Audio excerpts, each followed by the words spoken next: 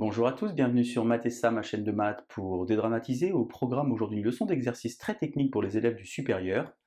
Exemple de calcul de somme double. Pour ne rien manquer des publications quotidiennes, je vous invite à vous abonner à Math&Ça, c'est rapide, facile et gratuit. Je vous rappelle également que vous avez sur www.mathessa.fr tous les documents support pour une année scolaire sereine et réussie. On doit donc aujourd'hui calculer trois sommes doubles, S, T et U, avec chacune une particularité. Si vous vous sentez suffisamment à l'aise, si par exemple vous devez réviser une colle qui arrive prochainement, eh bien je vous propose de mettre la vidéo en pause, tenter de calculer ces trois sommes préparées pour vous, et on se retrouve évidemment juste après pour la correction. Allez, un brouillon, un crayon, et c'est parti. Alors soyez très vigilants sur les sommes doubles, avec ici les écritures. Ici I, virgule J, tandis qu'ici I inférieur ou égal à J. Ça veut dire en fait qu'ici I et J n'ont pas de lien, I vit entre 1 et n, et J vit entre 1 et n, tandis qu'ici, I est nécessairement inférieur ou égal à J.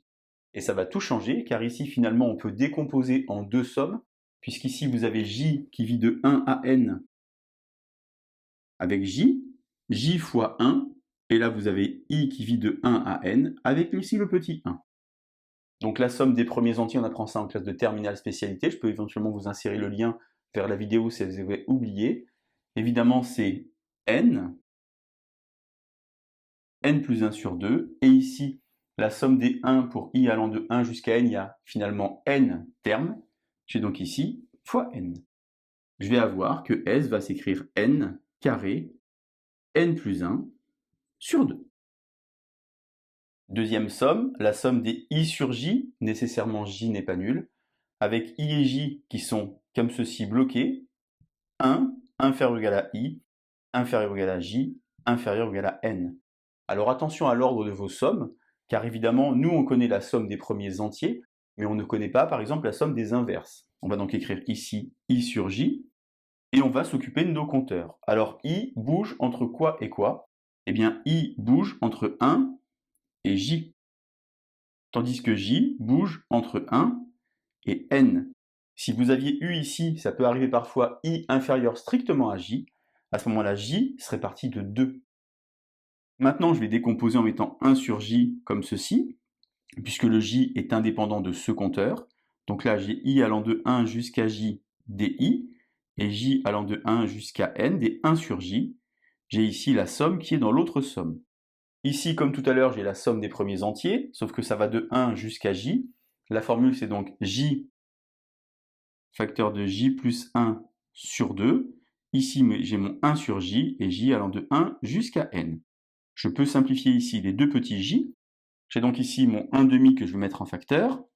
J allant de 1 jusqu'à n, j'ai donc ici j. Et ici, j'ai 1 demi, j allant de 1 jusqu'à n. Finalement, ici, je vais mettre 1 demi en facteur. Je vais avoir ici la somme des premiers entiers de 1 jusqu'à n. Je connais la formule, j'ai dit tout à l'heure, c'est n plus 1 sur 2. Et ici, qu'est-ce que j'ai? Eh bien, j'ai mis 1 demi en facteur, et j allant de 1 jusqu'à n, eh bien, j'ai n.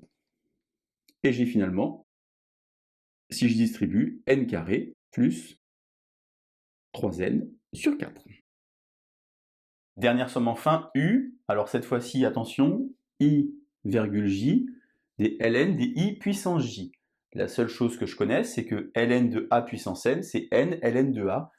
Je vais donc écrire ici j ln de i avec 1 inférieur ou égal, comme ceci. Puisque là, j'ai pas de lien, je peux couper en deux sommes, comme ceci, et me préoccuper donc des compteurs, j allant de 1 jusqu'à n, et i allant de 1 jusqu'à n. Ici, de nouveau, n facteur de n plus 1 sur 2, et ici, je vais donc avoir la somme des ln, et j'apprends ça en classe de terminale spécialité, eh bien c'est le produit pour i allant de 1 jusqu'à n, di. Finalement, j'ai n